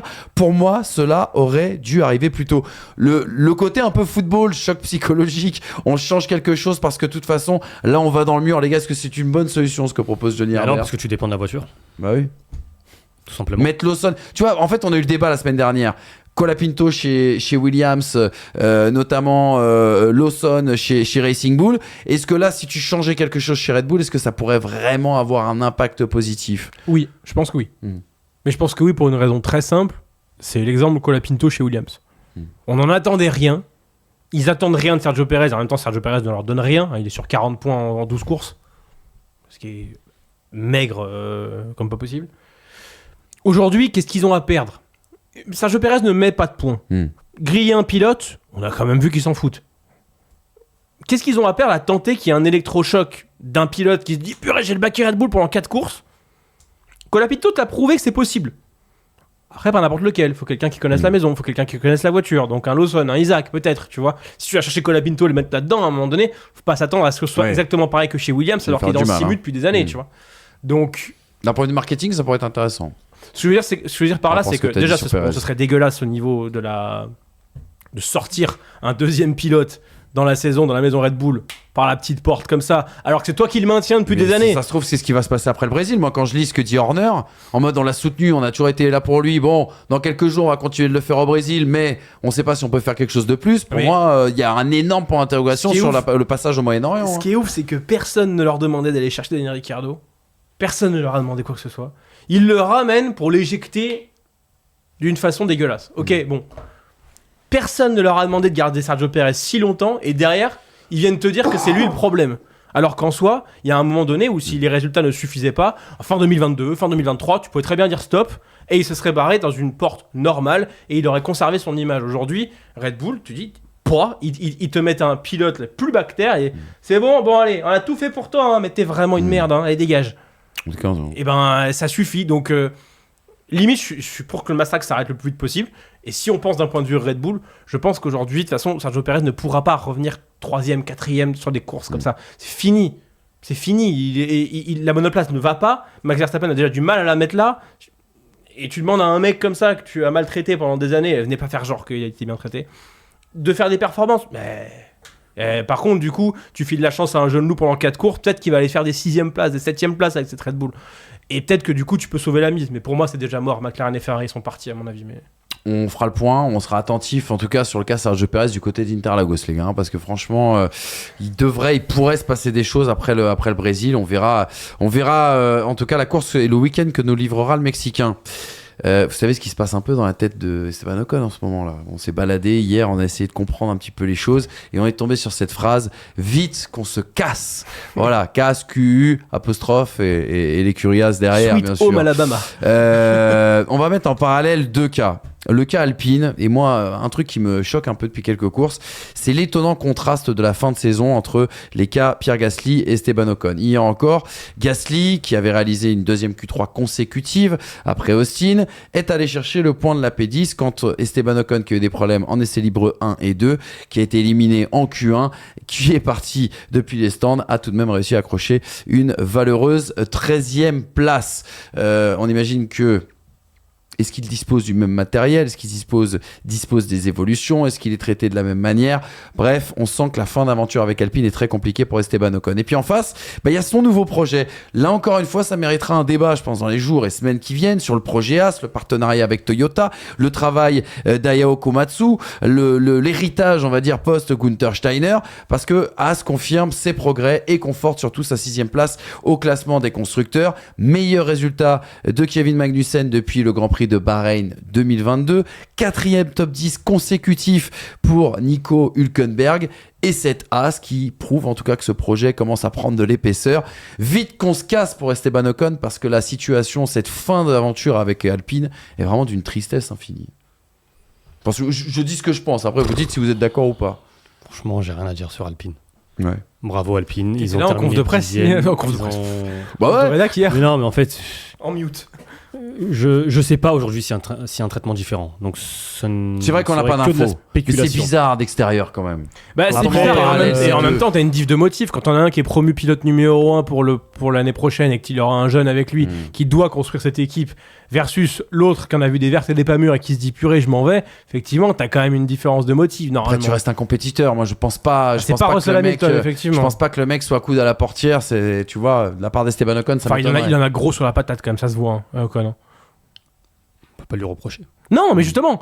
Mais effectivement, c'est que de la spéculation. Après, c'est quand même logique aussi d'un point de vue d'Alpine que s'il y a une Evo, tu la mets sur Gasly. Oui, bien Tu vas sûr, quand même pas bien filer sûr. des billes, même frelaté. Tu vas pas filer des billes à Esteban Ocon qui va partir chez As, un concurrent direct pour l'année prochaine. Mais dans ces cas-là. Dans ces cas-là, mets douane direct, oui. Mais c'est pas là. En fait, dans ces cas-là, tu oublies la 8e place au championnat, ce qui est terrible à dire. Alpine qui se bat pour une 8e place au championnat Franchement, du monde Hamza, constructeur. est-ce que ça change quelque chose? Bah, je sais pas. Non, mais peut-être qu'ils ont cet objectif de ne pas terminer avant-dernier du championnat du monde constructeur. Dernier des équipes de Formule 1, si on compte pas Sauber. C'est important quand même avec la redevance télé. Enfin, la redevance télé, ça, c'est nous qui la payons. Ah, La redevance télé, mais la redistribution, on va dire, des droits avec le télé, mine de RTF, rien. Il y a que 3 points. Hein. Hmm. Non, mais 3 Williams. points, c'est un monde c'est dans un leur monde. gouffre Oui, dans- bah Gasly hier il prend un point. Non, mais tu crois plus en Ferrari qui prend 30 points à McLaren ou à Alpine qui prend 3 points à. Évidemment Ferrari. Non, à mais Williams. la question ne se pose pas. Mais ce que je veux dire, c'est que si l'écurie a l'objectif aujourd'hui, peut-être que ce n'est pas le cas, mais si l'objectif est d'aller chercher cette 8e place, t'as aucun intérêt à sacrifier un pilote fiable qui peut aussi t'apporter des points. Après, honnêtement, je sais pas quoi dire sur Alpine. Moi, ce qui m'intéresse plus, c'est As. Ouais, Et, mais la pareil. performance de la As, encore une fois. Magnussen qui fait son meilleur résultat depuis 2 ans et demi. Nico Hülkenberg qui termine 9e et qui sort du Grand Prix déçu. Ouais. Ouais. Enfin, c'est Ça va formidable faire pour drôle As. chez Sauber. hein. Mais C'est formidable pour As. qui a félicité Magnussen. Je sais pas si t'as vu. Oui, non, mais parce que la Non, course mais et bien le sûr. week-end global de Magnussen, il est quand même de qualité. Ah, Après, clairement. évidemment que les deux As aussi profitent d'un Piastri qui se crache, d'un Perez qui se crache. Les deux se crachent en Q1. Enfin, se crachent, sortent en Q1. Non, mais faut être là. T'as un drapeau rouge aussi qui arrive. D'accord, mais effectivement, il faut être là. La performance, elle est là. Ils ont des voitures qui aujourd'hui sont performantes en course, ce qui a toujours été leur point faible les précédentes années. Kevin Magnussen a un meilleur rythme sur les hards que Max Verstappen sur la fin de course. Sur les 10 Ouais, tours de il termine quoi, 4 ou 5 secondes de. Bon, après, Il il y a la revenait. pénalité, etc. Non, mais il mais- revenait. Non, mais Après, ce qui- peut-être sur aussi Max. que Max, à ce moment-là, il était en roue libre, il avait pas Ouais. besoin. Mais ça veut dire quelque chose. Mais ce qui choque même les gars, c'est qu'on était habitué à voir As, rappelez-vous, il y a un an. As arrive avec un package d'évolution à Austin, et je me rappelle de vous en plateau, vous vous moquez de As en disant mais je comprends pas qu'on fasse l'évolution majeure, qu'on l'amène à Austin, ça n'a aucun sens par rapport à la typologie Oui, c'était la première en des plus. circuits, et Je c'était crois, la c'est la première. première de la saison. Ça n'a aucun sens par rapport au reste des typologies qui nous restent à suivre dans la suite de la saison. Là, ils arrivent avec un package qui semblait très efficace à Austin. Mexique, t'as quand même une autre typologie, ça marche très fort. Après, n'oublions pas que. Le plus petit budget de la grille quand même. Oui, mais As. n'oublions pas que quand Ferrari performe, As As performe. performe, ouais. C'est toujours le cas. Mm. Et ça arrive très rarement que ce soit pas le cas. J'ai eu un exemple contraire à Miami 2023, éventuellement. Mais le train arrière, c'est la Ferrari. Si la Ferrari a l'attraction, là, c'est l'attraction. C'est vrai. Donc derrière, après, oui, il y a du développement à faire, oui, il y a tout ça, mais de base, si la Ferrari est saine, t'as quand même 40% de la Haas qui est pas mal non plus, tu vois. Donc là, pour le coup, moi, ça m'étonne pas de les voir en haut quand Ferrari est en haut. Hein. Et stratégie Vraiment. agressive pour As aussi. Il y a le potentiel de la voiture, il y a l'exécution hier parce qu'ils ont fait une stratégie plus agressive, notamment que leur, Oui, et que puis, leurs concurrents. étonnamment, le Hülkenberg-Magnussen, Mais ça marche. mais ça marche grave bien, quoi. Mhm. Enfin, je trouve que les deux se complètent. Ouais, étonnamment, Ouais. moi je trouve qu'on en a beaucoup fait sur l'histoire. Sur la rivalité. C'est Mm. une embrouille, ça arrive. C'est La deux Perez, pilotes, Lawson, deux Alonso, pilotes Lawson, aux ils sont aussi- antipodes. Oui, mais alors, après, je pense que tu as 2 pilotes d'expérience qui sont expérimentés, qui savent qu'ils ont tout intérêt à cohabiter ensemble Mm. et à bien travailler ensemble et à s'aider mutuellement. Et c'est ce qu'a fait Magnussen dès le début de saison, il s'est sacrifié à plusieurs reprises. C'était le cas de Magnussen-Grosjean, ça va bien passé. Où il a pris une cause de suspension Tout à fait. aussi par rapport à ce qui s'est passé en tout début de En saison. début de saison surtout, ouais. Non, franchement, ça c'est. Moi, j'avais pas de doute à ce niveau-là. Par contre, je pense que on sait pas ce qu'il arrivera en 2026, les performances des différentes monoplaces, mais Ocon, il peut se régaler l'année prochaine. Le duo Ocon-Berman chez As, si ça continue sur cette courbe de progression, franchement, c'est quelque chose qu'on a envie de voir, qu'on a hâte de voir, même limite pour notre pilote français. Les gars, petit point classement. Une cote. Il va reprendre une cote. Ah bah Esteban. j'espère. Là, faut bien Attention, il aura peut-être un petit client aussi. faut Bah, bien comme se dire que d'habitude sur la dans sa deuxième carrière, moitié de hein, saison, As met plus de points qu'Aston Martin. Hein. Wow. On est sur, ils sont 5e sur la deuxième partie de saison pour le moment. Exactement, il y a 40 points d'écart entre Aston Martin et As. C'est l'occasion justement de faire un petit point sur les classements, les gars. 47 points d'écart entre Verstappen et Norris, 71 entre Verstappen et Leclerc. Est-ce que Leclerc peut nous faire la remontada du siècle? Il faudrait vraiment qu'il se passe des La choses. Kimi. Voilà, la fameuse Kimi 2007. Il faudrait vraiment qu'il se passe des choses et que Verstappen lâche énormément de points, notamment au Brésil où on a un format sprint généralement qui rémunère pas mal. Du côté des constructeurs, on rappellera eh bien, qu'il y a entre McLaren et Ferrari, on l'a dit tout à l'heure, j'ai complètement oublié 29, les gars. 29 points. 29 points, oui, tout à fait. 29 points d'écart entre McLaren et Ferrari, 25 entre Ferrari et Red Bull. On peut le dire aujourd'hui, les gars, le titre constructeur de Red Bull, il est cuit. Bah, La moi, pour deuxième moi, place aussi. Ouais. Pour moi, c'est une lutte Ferrari-McLaren et peut-être un avantage Ferrari par rapport à la régularité des pilotes. Peut-être, mais c'est pas dit. Rappelons-nous quand même qu'à l'été, quand on crevait de chaud dans ce studio, on se disait Ferrari, attention pour la Ouais. 3e place Oui, c'est vrai. face à Mercedes. C'est vrai. Regarde l'écart. Il y a, Mercedes n'existe plus. quasiment 200 points. C'est vrai que Mercedes, on n'en a pas parlé aujourd'hui, mais Mercedes n'existe plus. Ils ont retrouvé leur no man's land, tu sais, cette espèce de monde entre deux eaux. Et, Il y a eu un pic à l'été et complètement. Ça a fait pchit et cette voiture nous a encore déçus. Cette écurie nous a encore déçus en tout cas. Perez est 8e au championnat du monde. Perez est 8e au championnat du monde. C'est le seul pilote des top teams qui n'a pas gagné en fait cette année. Oui. D'ailleurs, Et Ferrari est la seule équipe à avoir Deux deux pilotes qui ont plusieurs victoires. Complètement. C'était pas arrivé depuis 2008 aussi. 2 pilotes qui ont plusieurs Ouais. victoires. Plus d'une victoire. Russell en a une. Piastri, il en a pas deux. Non, il y en a une. Piastri en a qu'une. Cette saison. Ah, ok. Ouais, ouais. Piastri, il a gagné que la Hongrie. Ouais, non, c'est ça. non. Ah non, mais attends. Piastri, il en a deux. Il y a les pas gars. de- Non, je t'ai dit une c'est bêtise. sprint, Il me semble que C'est un c'est doute. Ferrari, c'est la première année depuis 2008 que les 2 pilotes gagnent plus d'une course. Piastri, Hongrie, Azerbaïdjan. Ah Ouais. oui, pardon. C'est pas ça la Sainz, stat. donc évidemment, il en a deux. Verstappen, Leclerc 3, Norris 3. Clac, clac, clac. Ouais, ouais, Oui, c'est ça. Non, mais, Non, mais là, en fait, on a Là- même plus loin, c'est qu'on a, pour la première fois depuis 1981, on a 6 pilotes qui ont gagné plusieurs courses C'est ouf. sur une même saison. 1981. Et malgré ça, On a une saison à 24 Verstappen Grands en Prix, a quand même gagné 7. Oui. Oui. Ouais. C'est-à-dire que t'en as 6 fois 2, ça fait quand même déjà 12. T'en remets 7 à l'autre. Il y a dans la lecture de la saison de Max Verstappen, il y a 2 saisons complètement différentes. Quand on regarde ce classement, Mais elle a suffi cette saison de cette course. rappelez-vous quand même que les pistonnets avaient eu du nez après Bahreïn en disant cette saison sera un peu plus disputée que ce que dit ce Grand Prix. Rappelez-vous toute la commune qui était en PLS. On Ouais, expliquait enfin. que c'était un 2023 bis repetita. Regardez ce classement, voilà le résultat. Par contre, Moi, il y a un il manque une victoire à Russell, du coup, pour avoir 7 pilotes. Ouais. En 2, ouais, Ah, avec 2 deux- victoires. à c'est deux- fou.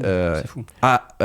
Oui, À oui, plusieurs oui. victoires. Je pensais à Hamilton, mais parce que Russell avait été déclassé, t'as C'est ça, raison, et ça, Hamilton c'est a. Ouais, tout à On fait. a sorti un reel en début de saison, là, au bout de 4 ou 5 Grands Prix, Oui. en disant attention Red Bull, parce que vraiment, cette monoplace a des faiblesses, ça se voit, mais juste, il y a plein d'éléments qui sont en leur faveur pour le moment. Vous verrez quand il commencera, on arrivera sur les Grands Prix européens et l'été. Alors, j'invite tout le monde à aller regarder la salle de commentaires. Ouais. Qui m'ont traité de clown. Regardez, on en est. Et ben voilà le cirque. Putain, Le Perez- cirque vous accueille, chers amis. Non. Pardon, mais Ouais, Perez, il a pas fait mieux qu'une 4e place depuis Miami. Il n'a pas fait de podium depuis la Chine. J'ai fait le calcul Hors sur sprint. les 10 dernières courses, il tourne à une moyenne de 4 points par Grand Prix. Bah, c'est ça, mais son... Sur les 10 dernières 17, Non, mais- 7, 7, 6, 8, Je vais- 17, non, mais je vais me te dire 17, plus, Hamza. 17. Depuis Miami, son meilleur résultat, c'est 6ème. 6ème. C'est pas genre, il a pas fait une 4ème place, c'est 6ème depuis. Écoute. Donc Miami, c'était il y a... Eh ben, les copains, c'était il y a 14 courses. Ouais. Non, c'est vraiment quelque chose, les amis. Voilà. Vous nous dites en commentaire ce que vous avez pensé. Il y a eu 4 enseignements, c'était 4 mini-débats. Ceux qui me disent, Manu, t'es pénible à gérer le timing, bah, je l'ai pas fait aujourd'hui. Et vous avez l'émission que vous voulez, en tout cas, qui est démentiellement longue, mais elle était de qualité. Elle était de qualité. Je m'arrangerai avec la production derrière. Et la régie, bien sûr, envers qui je me confonds, bien sûr, en excuse, mais c'était une émission de grande qualité. Vous nous dites ce que vous en pensez, bien évidemment, en commentaire. Face Et au micro, oui, mais... toujours, comme d'habitude. Et vous nous dites ce que vous avez pensé, bien sûr, en commentaire. Et puis vous réagissez, bien sûr, sur cette émission, sur tous les propos qui ont été partagés ici. On a une grosse pensée pour notre ami Jean-Pierre Federbe, qui est un fan des pistonnets, à qui il arrive quelques petites galères et à qui vous remontez le moral, les gars, en ce moment. Donc, on l'embrasse, bien sûr, On le salue. notre Eh Jean-Pierre ben, force, hein, national. Jean-Pierre, force. Et puis on embrasse tous ceux qui sont passionnés par les pistonnets, qui nous suivent. Et n'oubliez pas que si vous pouvez pas nous voir, vous n'avez pas envie de nous voir, vous pouvez nous écouter en podcast sur toutes les plateformes. Merci les gars, c'était top. Avec grand plaisir. On se retrouve pour le Brésil, l'un des rendez-vous préférés des pistonnets. Faut le Ah. dire. Brasil. Interlagos chuva. La prima temporada ser meglio. Ça va être génial les gars. À la semaine prochaine. Ciao.